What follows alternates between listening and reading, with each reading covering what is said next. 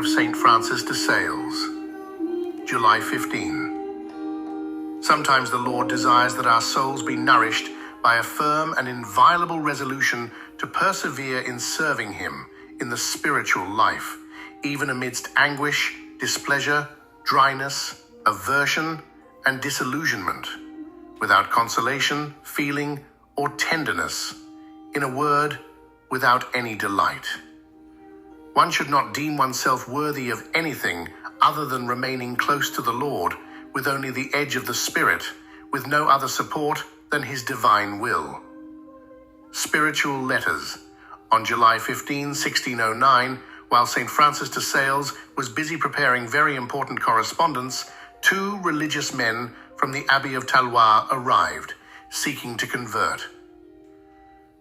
They had committed a grave insolence against the newly elected prior in the presence of the holy bishop, and thought that no better refuge existed than the arms of the prelate. The Good Shepherd received them with the charity of saints towards repentant and contrite sinners. He made them see their grave error and the precipice to which they were heading, as well as the right that was held to punish them morally and materially for the offense committed against their superior. He succeeded in giving them peace, making them promise that from that moment forward they would behave wisely and obediently. While they were conversing, the prior appeared, and our saint, preemptively addressing him, said, "Father Prior, these two sons of mine have recounted the entire matter. We must make peace with them and forgive them without resorting to the Senate of Chambéry. But we must be on guard, for it is unnecessary to seek martyrdom among our brothers and friends. Yes, indeed, we must take care to always be on good terms and remain at peace." Regarding the reform of the abbey, it was officially carried out, giving the monks 3 months to decide, after which they had to accept the rule or face dispersion. The reform's success was not long in coming, and Francis frequently wrote to the superior to support him, and to the monks to assist and console them. To the prior, he strongly recommended honey and milk, for, as he used to say, newborns do not have teeth strong enough for solid food, and one must also have great compassion for souls transitioning from one extreme to another. July 15. Meditation, July 15. 1. Perseverance in the face of adversity. Reflect on the message of St. Francis de Sales about perseverance in spiritual life, even amid challenges such as anguish, dryness, and disillusionment. Consider the idea of serving God without consolation or delight, relying solely on His divine will.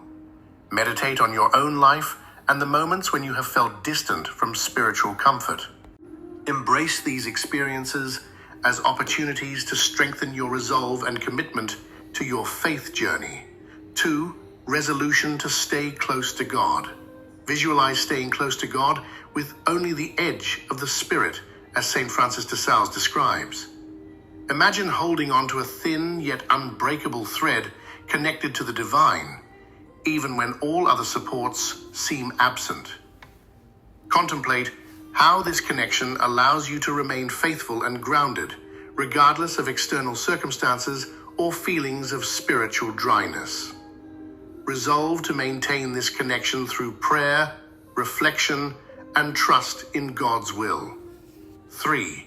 Compassion and reconciliation. Reflect on the encounter between St. Francis de Sales and the monks from the Abbey of Talloires. Consider the compassion he showed to the repentant monks and his efforts to bring about reconciliation.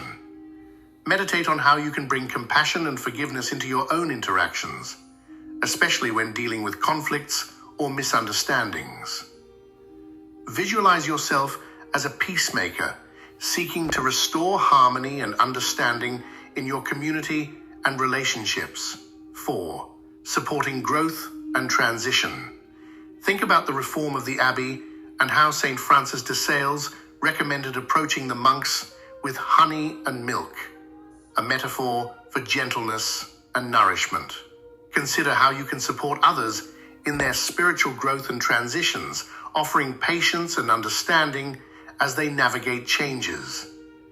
Reflect on any areas in your life where you might be transitioning or growing, and extend the same compassion and patience toward yourself. 5. Embracing change with compassion. Finally, meditate on the idea of change and reform, recognizing that it often involves both challenge and opportunity. Contemplate how approaching change with a compassionate heart, as St. Francis de Sales did, can lead to greater harmony and spiritual growth for yourself and others. Visualize yourself embracing change with an open heart, trusting in God's guidance through each step. Final reflection. This meditation invites us to embrace perseverance and steadfastness in our spiritual journey, even during times of challenge and dryness. Inspired by the compassionate actions of St. Francis de Sales, we are encouraged to practice forgiveness, seek reconciliation, and support one another with gentleness and understanding. May this reflection strengthen our resolve to remain close to God, trusting in His divine will and embracing the opportunities for growth and transformation that come our way.